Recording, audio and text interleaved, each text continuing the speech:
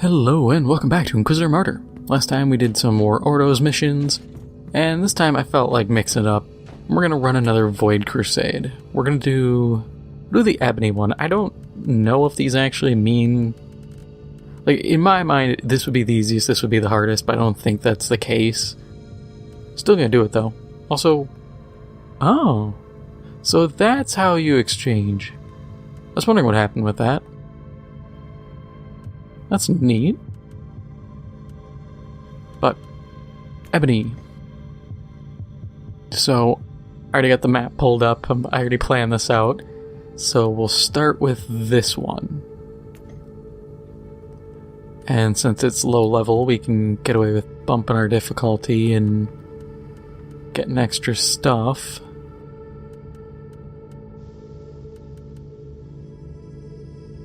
Oh yeah, that's nothing for challenge.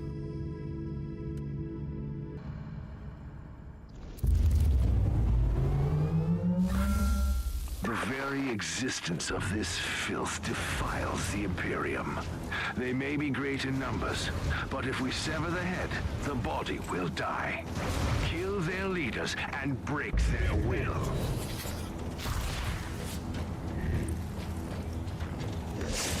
So, I got a question for you. Have any of you seen the stuff for... I'm trying to think of what it is. It's that Marvel Midnight Suns game. I've looked a little bit at it, watched a little bit of gameplay, and it's kinda cool, but at the same time I feel like as a game it's just kinda meh. I know it's kind of a very flimsy view on it, but I get it, it's Firaxis, it's the guys who do XCOM. But the game itself just feels so... not either or.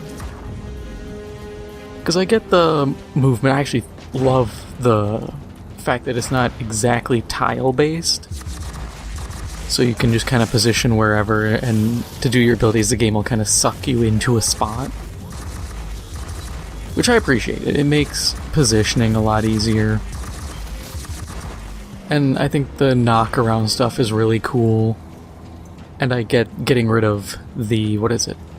The percent hit chances. Since it's a hero, your big thing is whether you get a card back or whatever. But every fight feels like it's a, I don't know, a 30, maybe 50 by 50 area. And then they're just going, yep, that's the whole fight. And I'm thinking, that's kind of wimpy, honestly. I get the idea. It just feels so flimsy, but I think that's the problem with a lot of superhero games is you want the large space, but because a lot of the characters are just brawlers in one way or another, they're using swords, they're just punching, or some other weapon, space doesn't mean a lot. They don't benefit from space. In fact, it's kind of at their detriment. Granted, I think you could do it and properly implement good space. I think of XCOM 2, where they had, you know, you had an objective. Go do X, Y, or Z. But then if you triggered the enemy, sometimes you'd have enemy reinforcement waves, or you had the pods of enemies that would be roaming around. They could just do that. I think that wouldn't be a big problem. And one other thing I'm not too big on is the card system. I don't know, I've gotten real tired of games trying to shoehorn cards in. It worked fine in,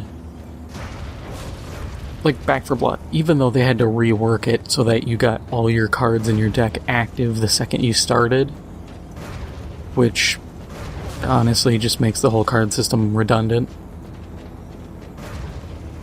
But I like it. Games like Slay the Spire, cool. Granted, even then I do get tired of how many games try to shoehorn it in. I think it's kind of a time and place kind of deal. And Midnight Suns just looks like it's one of those, hey, we were chasing a trend that was popular at the time. You can upgrade and all this stuff. And some of the descriptions, people were going, oh, well, you can do a mission and you can 1-star, 2-star, 3-star it. And you get rewards and stuff based on how well you did and all this. And I'm thinking, that is some mobile game level design. That's a gacha mechanic. I see that in, honestly, all the mobile games I've played.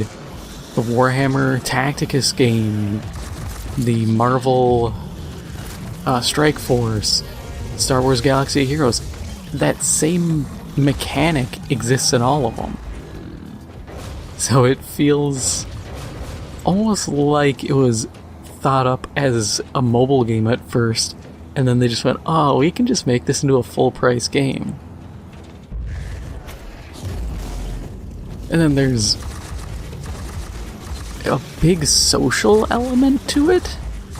Not in a, hey, post Facebook kind of social, but in a, between missions you spend a bunch of time interacting with the other characters and trying to build friendships. It's like a poor man's version of Fire Emblem. Success is measured in blood. And I don't know how I feel about it. I've never been too big on that kind of stuff. It's weird, because on one hand, I do like it in something like Mass Effect.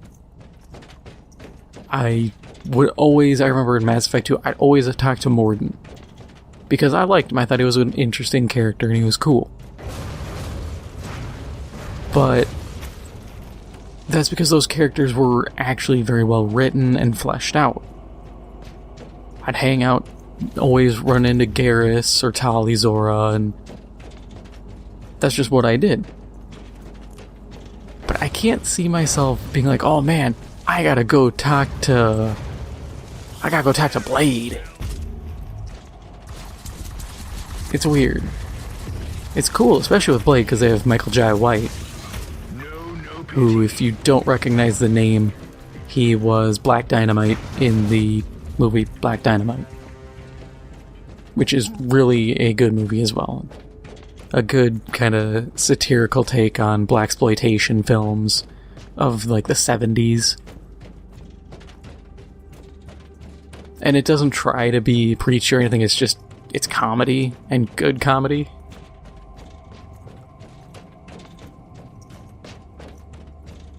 But I don't know, the characters, from what I've seen, don't seem that interesting. I've seen other people say that it's almost a kind of dollar store version of the MCU versions of the characters, which I really hate that argument, because I used that for the Avengers game that I actually did a playthrough on here, and it's such a, honestly, I'd say backhanded approach, and it's also very narrow-minded of going, oh, well, Iron Man isn't being played by Robert Downey Jr., so it's bad.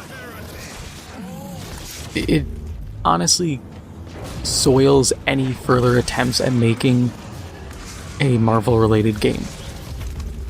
Because you're always going to be held to the constraints and expectations that the movies have generated.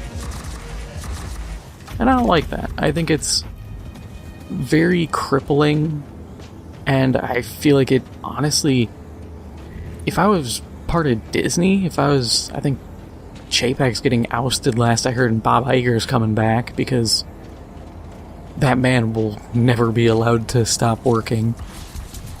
But if I was a higher up, I'd be pissed.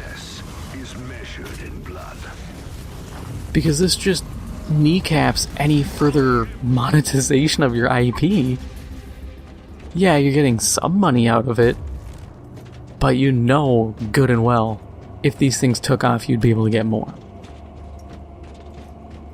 but because of people's expectations and just what they want of these characters, it just hamstrings all of it.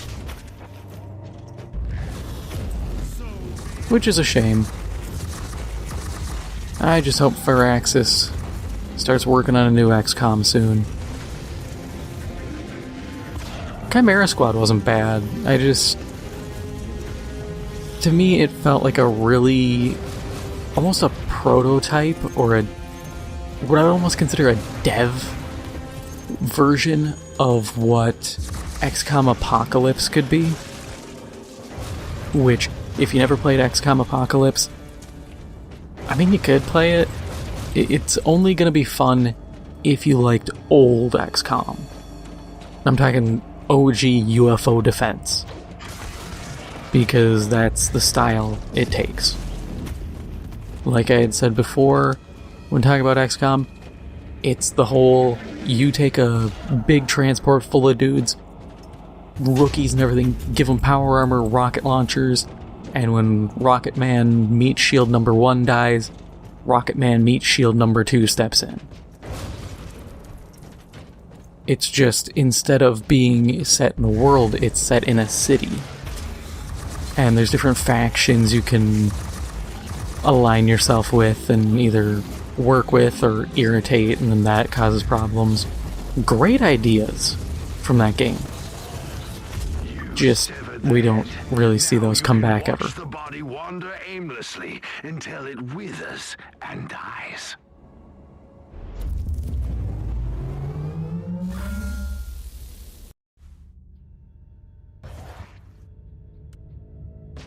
Alright, let's mulch up all of that.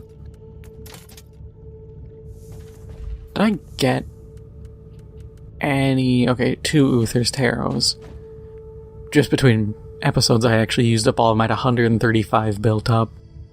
Got a couple cards up a level, but now everything needs 50. Okay, now we do... Game, please. There.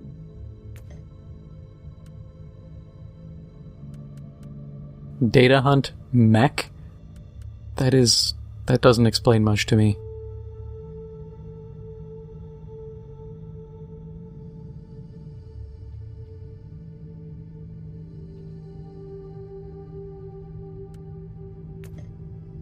Well, it shows normal enemies, and these areas aren't big enough. Okay, yeah. They have to be a normal enemy. When I hear mech, I think instantly of the Crimson Wanderer.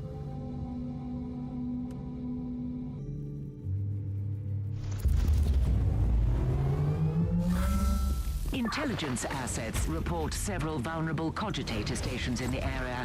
Exact locations unknown. Tech priests predict moderate hostile presence. So good to see this wasn't a Crimson Wanderer mission. It would have been really perplexing if it was, but... Oh, mech, as in ad mech. Okay. Would have been real cool to just say ad mech.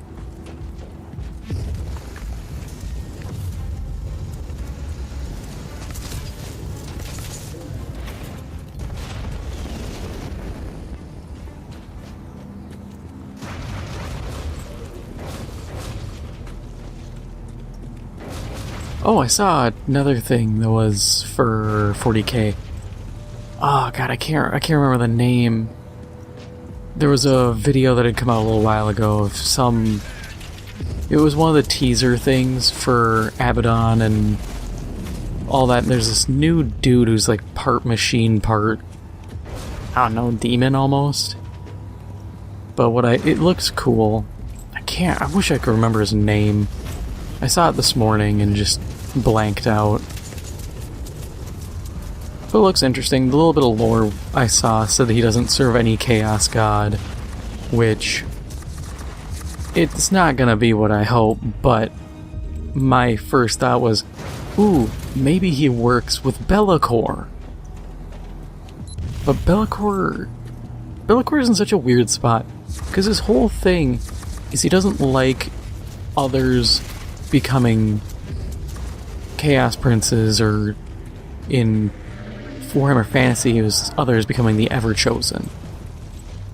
Which I kind of wish they'd bring back, because Abaddon being like the War Master just isn't that appealing.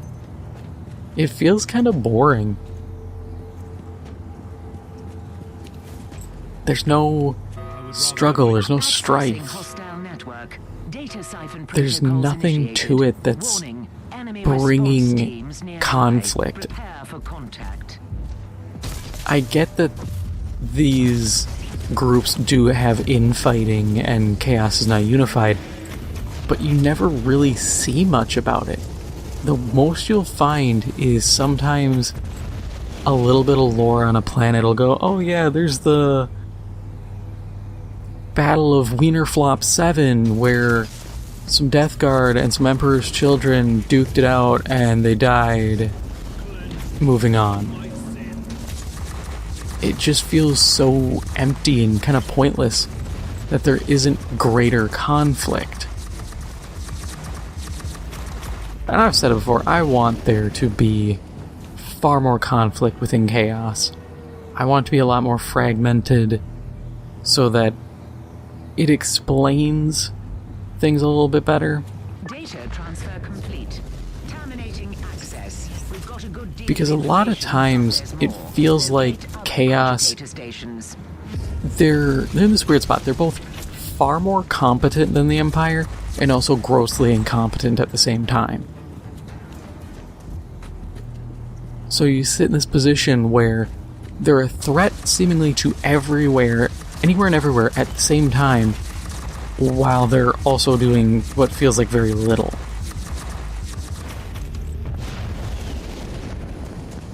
And part of it too is then it also feels like the Empire, there are multi-faction fights, but I feel like they'd be happening on a greater scale, or Chaos should get a little more attention in where they're fighting. Oh, they're fighting orcs here. Okay, cool. I'd love to see more Chaos versus orcs, Tau versus orcs, Tau versus anyone. I swear Games Workshop forgot Tau exist. I get from a tabletop standpoint, it's absolutely abhorrent trying to balance them sometimes. But from a lore perspective, a lot of times it just feels like they just kind of forgot them. And we're like, yeah, they're in Tau space doing something for the greater good. Don't ask us any questions, please. And it's disappointing. I like Tau. They're interesting. They don't have the sheer level of badass that other factions have, but they're still an interesting group.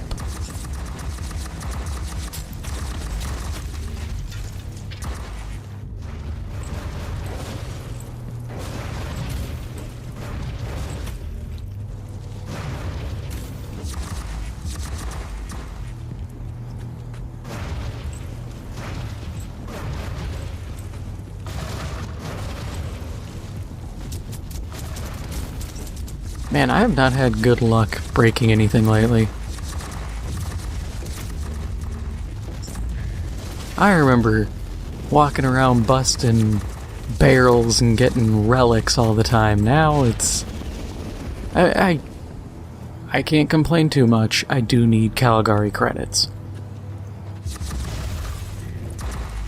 Things get really expensive in this game. And we don't have the advantage of the greed portals like we do in Diablo. Which also reminds me, I saw more stuff about Diablo 4. I'm probably not gonna get it. Hostile units inbound. I don't have faith in Blizzard. Flat out. As much as... I mean, they haven't really done much lately. There's no reason to have faith in them. Last thing I saw was an article about Overwatch 2 and people were talking about how there's a distinct lack of people playing support. And I'm thinking, yeah, welcome to the most underappreciated side of any class-based game. Data transfer complete. Terminating access. We've got a I've spent years playing League, locate other cogitator stations. and I remember I've played League probably for 10 years at this point, and I have dealt with all the BS tied to playing support. ADC jumps in, gets themselves killed, well, it's the fault of the support for not following their stupid ass into clear death. Or not being able to heal them when you don't have a direct heal. Because somehow I'm supposed to do that. My favorite was a guy who got mad because he died, and he was the one who picked a character who was not meant to be an ADC. I'm thinking, dude, you literally did this to yourself. He picked Twisted Fate. This was at a time where you could use Twisted Fate as an ADC, but you had to actually be competent. And the guy said, hey, do you mind if I pick Twisted Fate? And I thought, oh, he knows what he's doing. No, he was dumb. He died. A lot. And it was my fault, somehow. But that's the curse of playing support. The only time out of every game I have ever played, only time I've ever been thanked for supporting my team as a medic was Battlefield 1. Only time. I actually had people message me and thank me for reviving them. Because they were on streaks or doing challenges, and if they had died, it would have reset them. Short of that, people don't care. You'll sure as hell get people yelling at you for not reviving them. I've had dudes, oh, step over my body. I'm like, you're standing in the middle of nowhere, and there's a tank coming. What do you expect me to do, my guy? I am the craziest medic. I will YOLO roll into gunfire just to pick someone up. But sometimes, even my threat assessment says, yeah, this is a bad spot.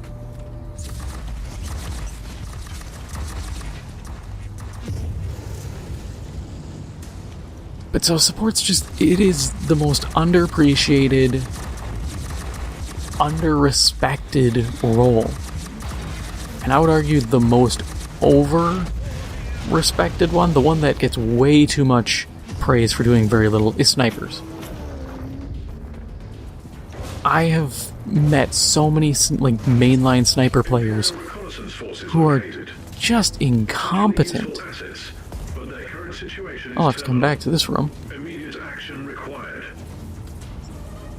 But they're incompetent, or they don't do anything to help the team. Oh cool, they counter snipe, but they don't push an objective.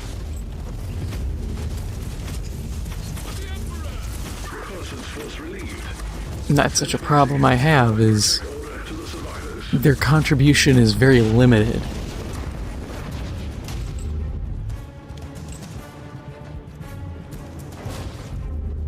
Hell, in Battlefield, honestly, any of them that have mortars, I will even sit and play a mortar as a mortar man, and I think I'm more useful because I just rely on the map. Boom, someone gets pinged, I just start indiscriminately shelling. 9 times out of 10, I get a kill, or I push people off a location.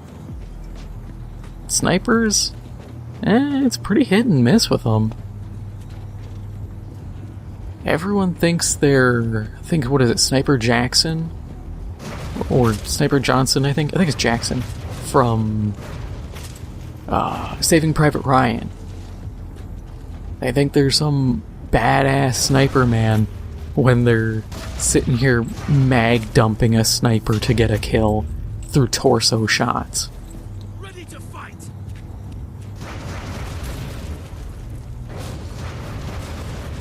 No, maybe I got too high of expectations, but These guys don't really meet them.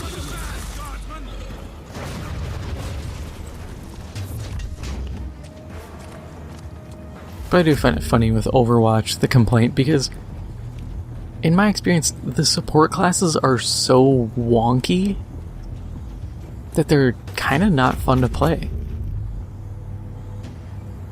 I never sit down and go, ooh, I can't wait to play Zenyatta and throw balls at people. No, because these weird buffy, debuffy BS. That's why people always play Mercy. Because it's just, hey, Healy Beam, attached to person, follow them around and be a pocket medic. Oh, that's another one. People complain about pocket medics.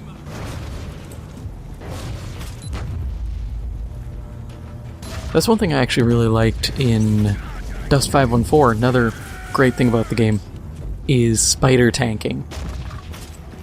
The coolest concept, which for non-support players you're not gonna care, but spider tanking, it's also an Eve, is where you have a bunch of guys, because you have a repair beam, effectively, and you shoot it at a tank, well, a ship, or a infantryman, or a vehicle if you are playing it that way, and living up to the literal tank name.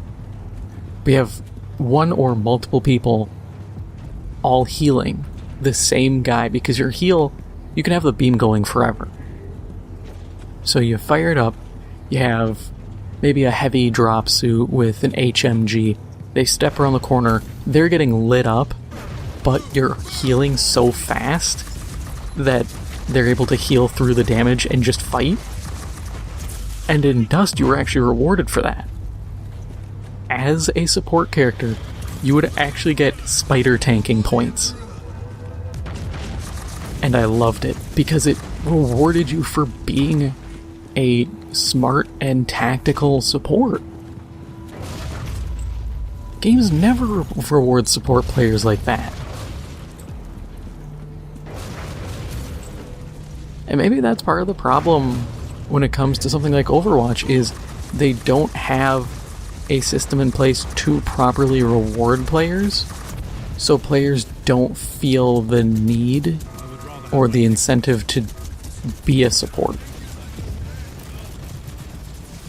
And yeah, to a degree, I think you shouldn't have to be rewarded to be a support, but at the same time, there is the point incentive.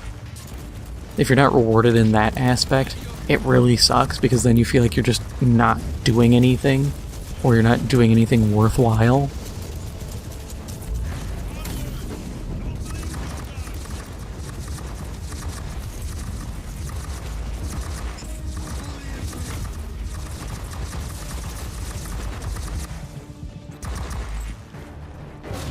But I think there's always room to improve systems to incentivize support play. And with Overwatch, I think part of it is you become such a narrow band of support.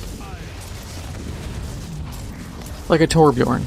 A Torb is a support, but they're a zoner slash controller, so not even a controller, just a zoner support. Other characters are more controllers, and some are buffer debuffers and all this stuff, and it makes playing a support very weird. And people don't know how to do team comps. I've seen that so many times where people are like, oh, we need a healer. And then people will say, well, why don't you play healer? And they just go, no, it's someone else. Cool, so you figured out the problem, and then directly contributed to it.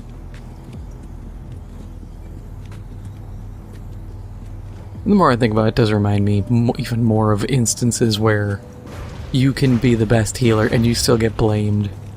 I've seen people have like 25,000 points of healing, and the team loses and they blame the healer anyways.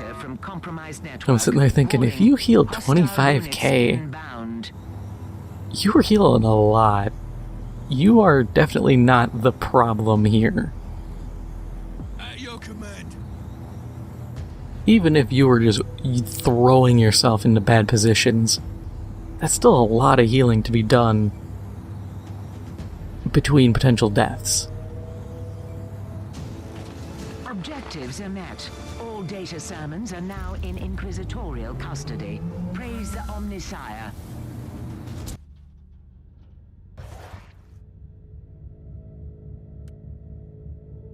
Alright, so that actually will first destroy all this. Now, that is all for now. If you enjoyed this episode, make sure to hit the like button, it helps out the channel a lot, and if you haven't already, make sure to hit the subscribe button.